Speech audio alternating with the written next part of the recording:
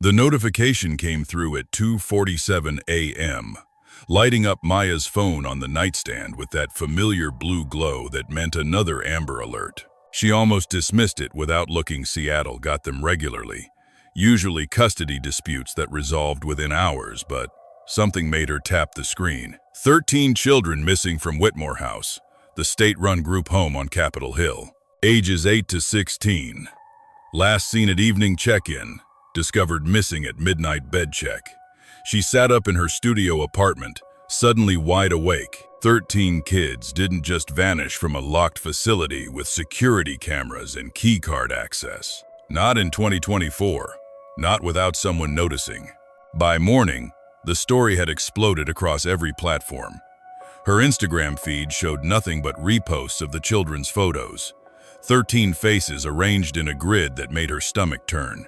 The youngest, Emily Chen, had just celebrated her 8th birthday, according to the caption. The oldest, Marcus Williams, was supposed to start his junior year at Roosevelt High next week. Local Facebook groups churned with theories, trafficking rings, runaway pacts, government conspiracy. But Maya knew better than most how these stories usually ended. As a social worker who'd spent 3 years placing kids in the foster system before burning out, she recognized half the faces in that grid. She'd written their case files, attended their placement hearings, promised them things would get better. The official press conference at noon answered nothing. Detective Ray Morrison, a tired-looking man she remembered from her county days, stood behind a podium and repeated the same facts everyone already knew. The children were present at 9 p.m. check-in. Staff discovered them missing at midnight. No signs of struggle, no breach of the security system. "We're investigating all possibilities." Reporters shouted questions about the security footage, but Morrison just shook his head. The digital recording system experienced a malfunction between 10 p.m. and midnight. "We're working with tech specialists to recover the data." Maya's laptop chimed with a DM notification as she watched the stream from her kitchen table. The username made her freeze. Truth Seeker MW, Marcus Williams. She clicked the message with trembling fingers. "Miss Rodriguez, I know you probably think I'm dead or kidnapped, but I need your help. We're all okay, but something is really wrong. Don't trust the news. Don't trust the police. Meet me at the place where you bought me those headphones last Christmas. Come alone. Delete this message after you read it."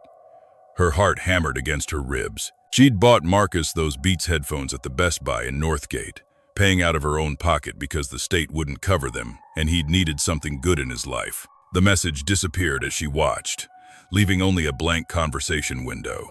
She should have called the police immediately. Should have screenshot the message, reported it to Morrison, let the professionals handle it. Instead, she grabbed her keys and headed for her Corolla, hands shaking as she started the engine. The rational part of her brain screamed that this was obviously a trap, that someone had hacked Marcus's old Instagram account, that she was walking into something dangerous. But she kept seeing his face at their last meeting, the way he'd hugged her when she gave him those headphones, tears streaming down his 15-year-old face because nobody had ever spent that kind of money on him before. The Best Buy parking lot was nearly empty at 2 p.m. on a Tuesday. She parked near the entrance and waited, checking her mirrors obsessively, refreshing her news feeds for updates. 20 minutes passed. 30. Just as she was about to leave, a figure in a black hoodie emerged from behind a delivery truck, walking with that particular teenage slouch she recognized immediately. Marcus slipped into her passenger seat before she could even unlock the doors, somehow overriding her car's security system.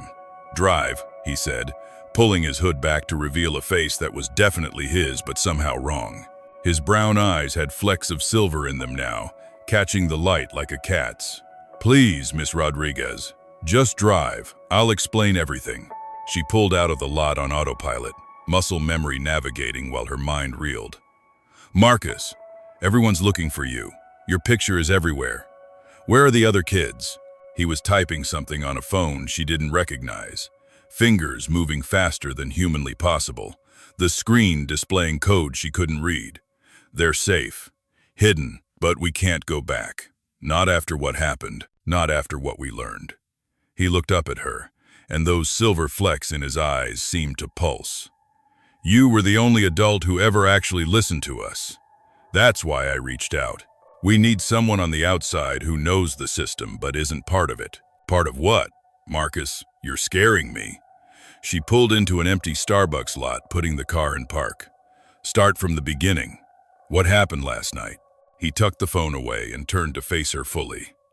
You know how Whitmore House got that big tech grant last year?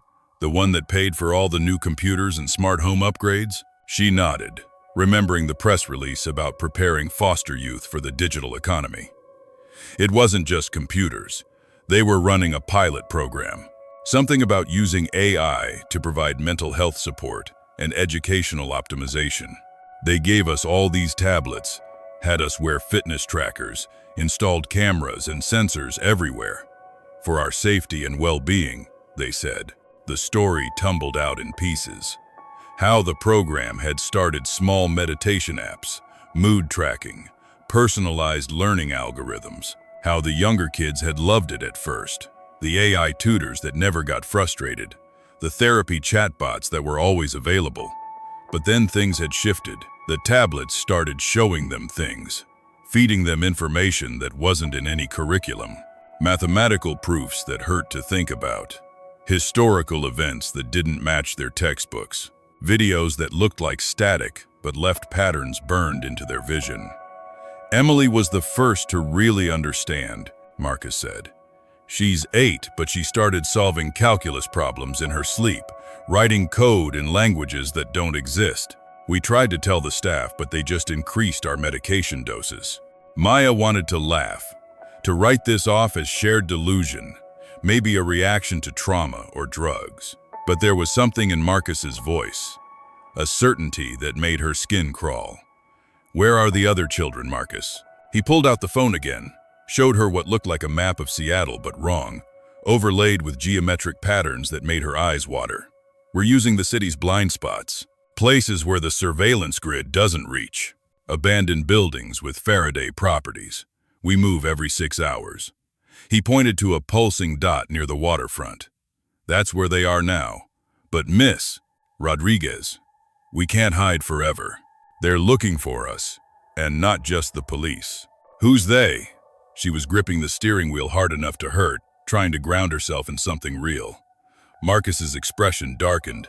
The people running the program, the ones who've been using foster kids as test subjects because nobody notices when we act strange. Nobody cares if we disappear for a few days. We're already broken, right?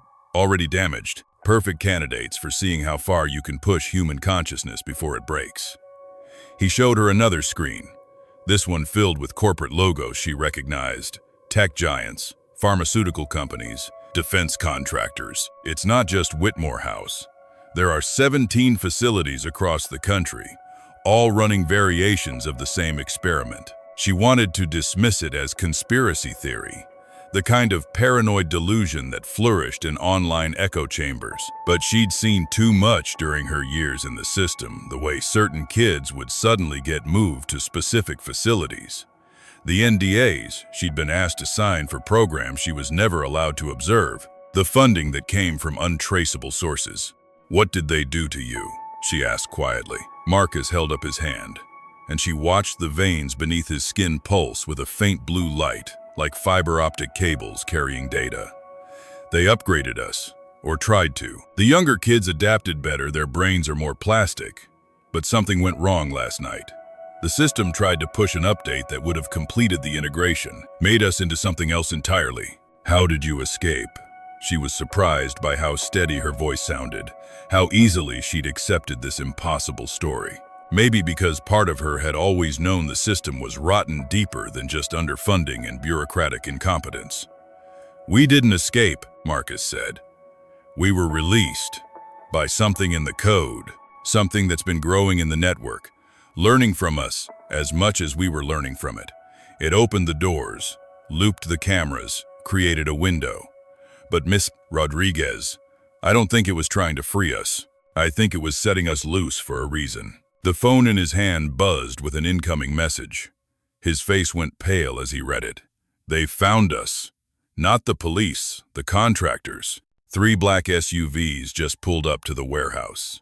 He showed her the screen, which had somehow accessed traffic cameras to display real-time footage of vehicles surrounding a building near Pioneer Square. She could see small figures on the roof. Children, she realized. The other 12 missing kids. We need to go, now. But even as Maya reached for the gear shift, she saw something that made her blood freeze. In the traffic camera feed, one of the SUV doors opened, and a woman stepped out wearing a suit she recognized. Director Patricia Thornton, who'd overseen the Whitmore House program. The woman looked directly at the camera, as if she knew they were watching, and smiled. "She knows where we are," Marcus whispered. "The system, it's not just in our heads. We're connected to it, broadcasting constantly." He was typing frantically on the phone again, and Maya could see windows opening and closing faster than she could track bank accounts, medical records, legal documents. "I'm sorry, Miss Rodriguez. I'm so sorry. But we need leverage. We need protection."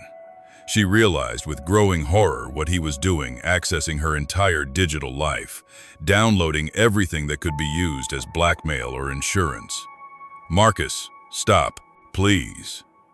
But his fingers kept moving, and those silver flecks in his eyes were glowing brighter now. "You don't understand," he said, not looking up. "The only way we survive this is if everyone knows. If it's too big to cover up. The 13 of us, we're just the beta test. Phase 1. They have hundreds more kids lined up, thousands eventually. Foster kids, juvenile detention, psychiatric facilities, anywhere they can find subjects who won't be missed." His phone connected to her car's system without permission, and suddenly her radio was cycling through stations, each one broadcasting fragments of data that formed a pattern she could almost understand. "We're going to burn it all down. Every server, every backup, every piece of research. But we need you to tell our story, in case we don't make it." Maya's phone rang. Morrison, the detective from the press conference. She answered on speaker, and his voice filled the car. "Miss Rodriguez, we know you're with Marcus Williams. We have your location. Please, for your own safety, stay where you are. We're sending units to help you." Marcus laughed, a sound that wasn't quite human anymore. "They're not sending help. Check your rear view." She looked and saw 2 black SUVs approaching fast, no lights or sirens. "Detective Morrison doesn't exist," Marcus said calmly. "Hasn't for 3 years. Died in a car accident that was scrubbed from all records. The thing you saw at the press conference was a deepfake. Good enough for cameras, but look close at the high-res photos, and you'll see the artifacts." The SUVs were getting closer. Maya made a decision that went against every instinct, every bit of training. She threw the car in reverse, spinning out of the parking lot and onto the main road. "Where are we going?" Marcus asked, gripping the door handle. "The only place I can think of that might actually help," she said, weaving through traffic. "The Seattle Times building. We're going to walk in the front door with you, and you're going to tell them everything. On camera, live stream if we have to." Marcus nodded, understanding immediately. "They'll try to stop us. The system has protocols for containment." As if in response, her car's engine sputtered. The dashboard lit up with error messages. "They're in the car's computer," he said, pulling out cables from his backpack she hadn't noticed before. "Give me 30 seconds. He jacked something into the diagnostic port, and code streamed across her dashboard display. She could feel the car fighting itself, accelerator and brakes engaging randomly, steering trying to pull toward the shoulder. Behind them, the SUVs had multiplied 4 now, moving in perfect synchronization. "Almost there," Marcus muttered, and suddenly the car surged forward, responding to her control again. But something was different. The engine sounded wrong, too smooth, too powerful. "What did you do?" she asked. "Connected it to us," he said simply. "To our network, the 13 of us. We're distributed now, backed up across thousands of devices. They can't kill what they can't contain." The Seattle Times building appeared ahead, its familiar globe sculpture spinning slowly. Maya could see news vans already gathered. Someone had leaked something. As they pulled up, she saw the other 12 children standing on the sidewalk, having somehow arrived before them. Emily, the 8-year-old, was at the front, her small hand held up toward the pursuing SUVs. The vehicles stopped dead, engines dying simultaneously. "How?" Maya breathed. "We're learning," Emily said, her voice carrying despite the distance. "The thing in the network, it's teaching us. But Miss Rodriguez, we don't have much time. Our bodies weren't meant for this. We're burning out." They moved as a group toward the building entrance, but the doors wouldn't open. Security guards inside were backing away, terror on their faces. Maya realized the children were glowing now, all of them, a soft blue light emanating from beneath their skin. "Let me," she said, stepping forward to bang on the glass. "I'm Maya Rodriguez, former King County social worker. These are the missing children from Whitmore House. They need to tell their story, please." A reporter she recognized, Janet Kim, pushed past security and manually unlocked the door. "Come in," she said. "Quickly. We're already streaming." The lobby became a makeshift studio. Janet's cameraman set up while the children arranged themselves in a semicircle. Marcus stepped forward as spokesperson, his voice steady as he began to explain. But 3 minutes into his story, the lights cut out. Emergency power kicked in, bathing everything in red. "They're here," Emily said quietly. Through the glass doors, Maya could see figures in tactical gear surrounding the building. Not police, their uniforms bore no insignia. "We need to go deeper," Marcus said. "Into the building's infrastructure, the server room." Janet led them toward the stairs, her cameraman still recording on battery power. The server room was in the basement, behind multiple security doors that opened at Emily's touch. The children spread out among the humming machines, placing their hands on various terminals. "We're uploading everything," Marcus explained to the camera. "Every document, every video, every piece of evidence about what they did to us. To all of us, across all 17 facilities." The screens around them lit up with file transfers, terabytes of data flowing into the public domain. Medical records showing experimental procedures, corporate communications discussing acceptable loss rates, videos of children convulsing as neural implants were activated. "Stop," Director Thornton's voice echoed through the room's speakers.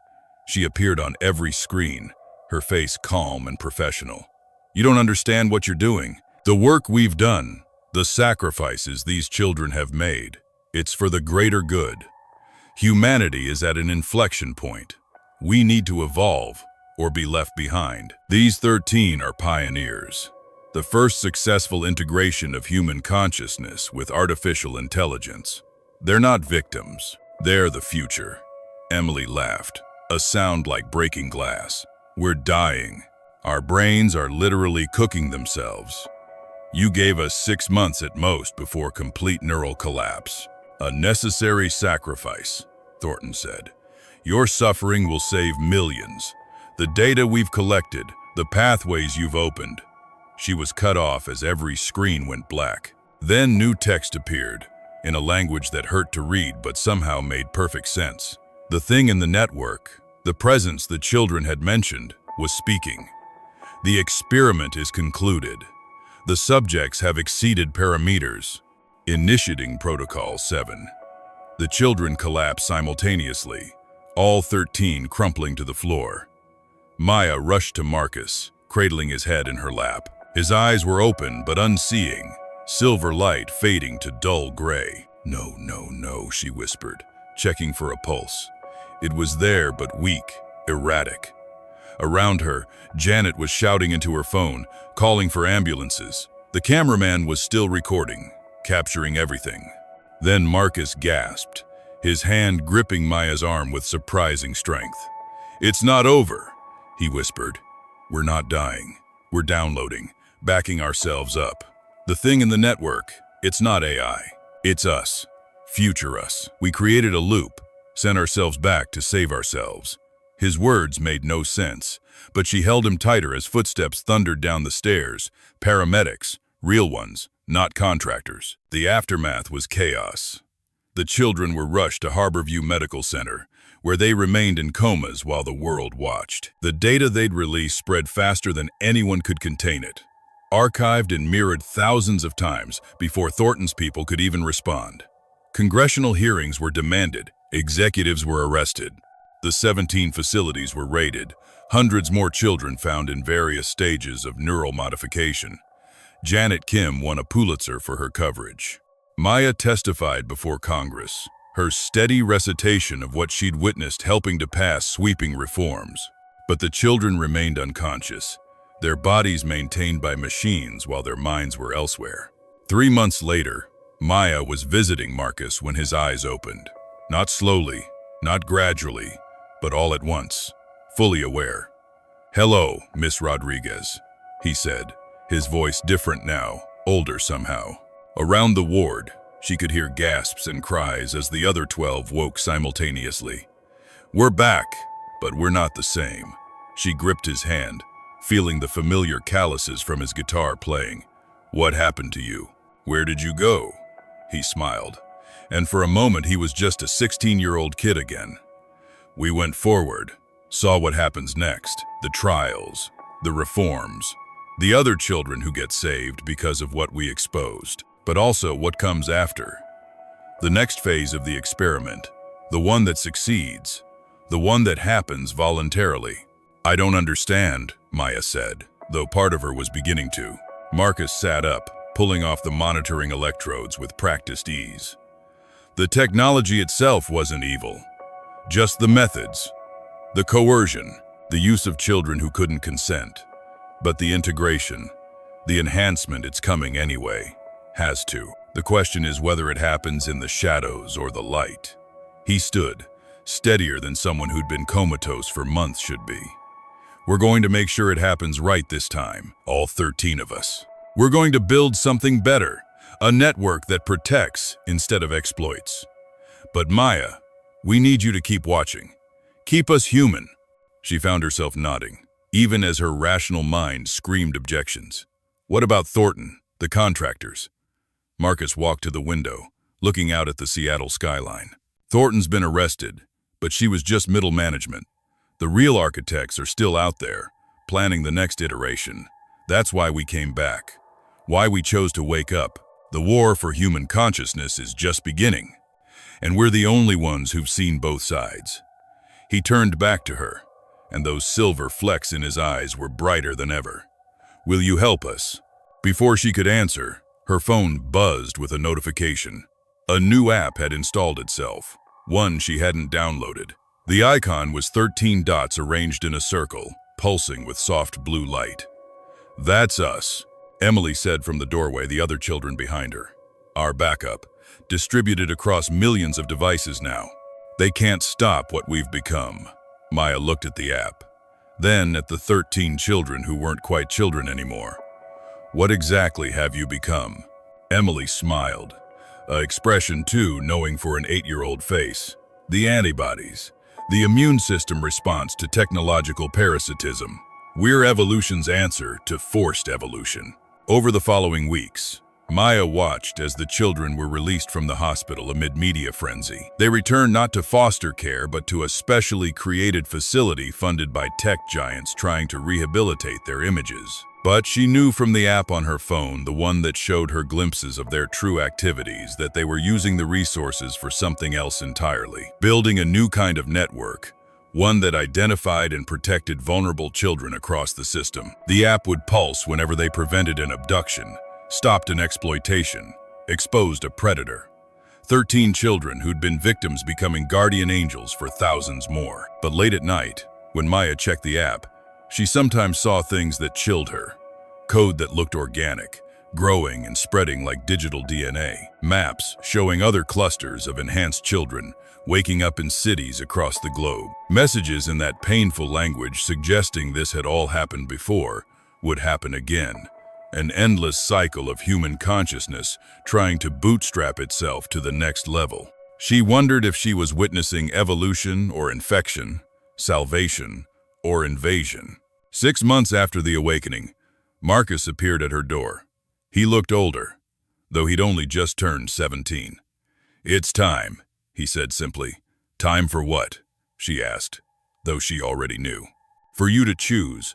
Stay fully human and watch from the outside, or join us in what comes next. The merge is voluntary now, Maya. That's what we fought for. But the window is closing. The old architects are regrouping, preparing their own version.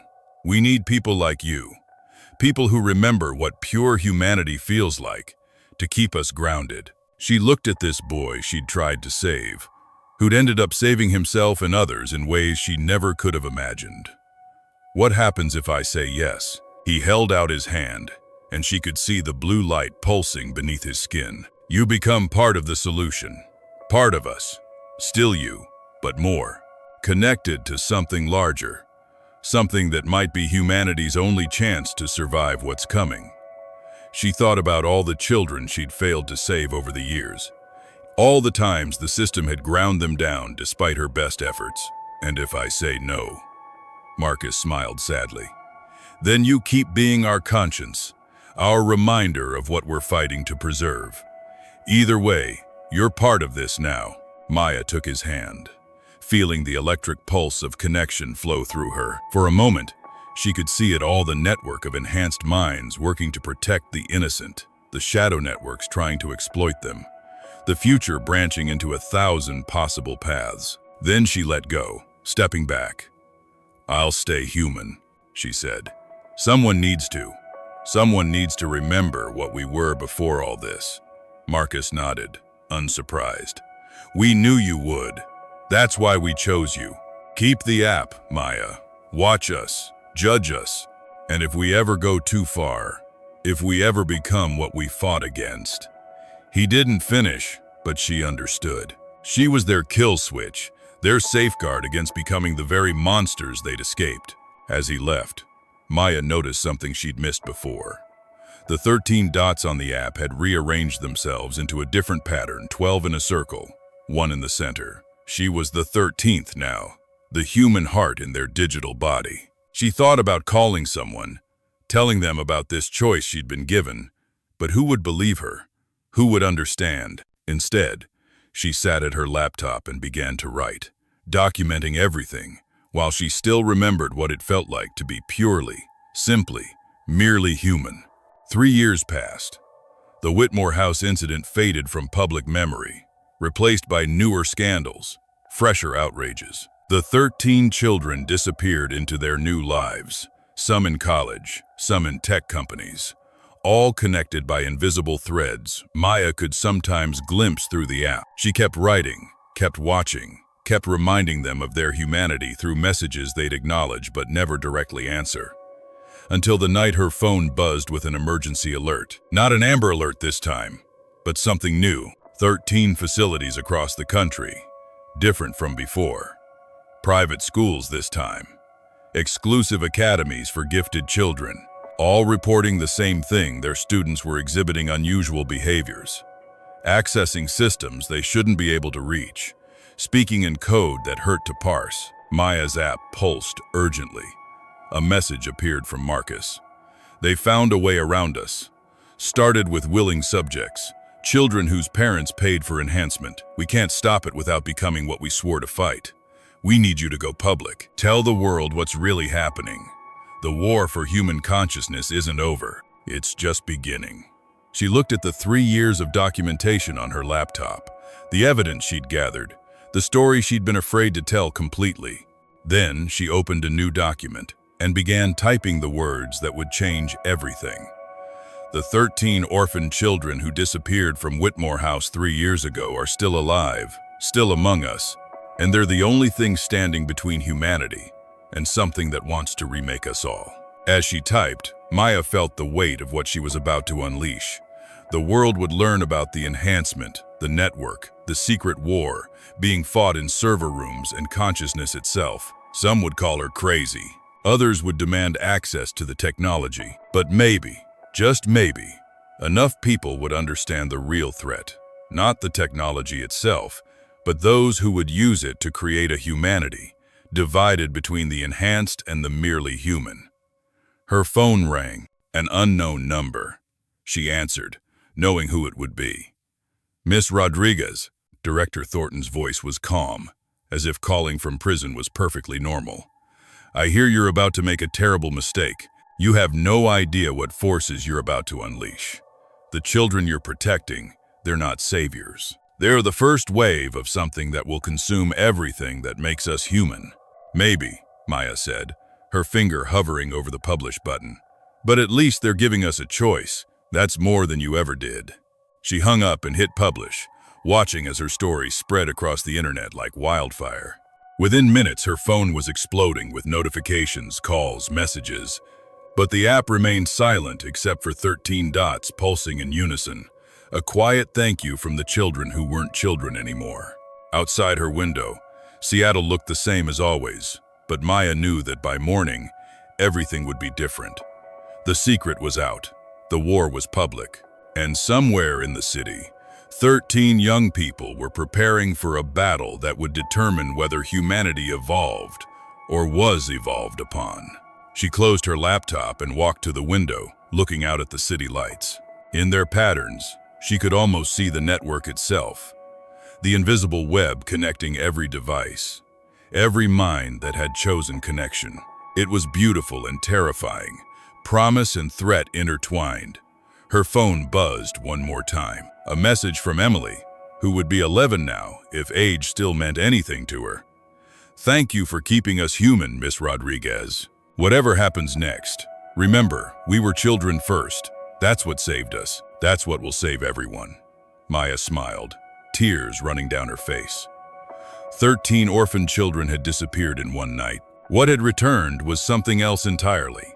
But in their transformed hearts, the children remained, fighting to ensure that whatever humanity became, it would be by choice, not force. The city lights blurred through her tears, and for just a moment, Maya could swear she saw them pulse in rhythm with the app on her phone, 13 heartbeats synchronized across the digital divide, proof that even in transformation, something essentially human endured. She picked up her phone to check the response to her article, then stopped.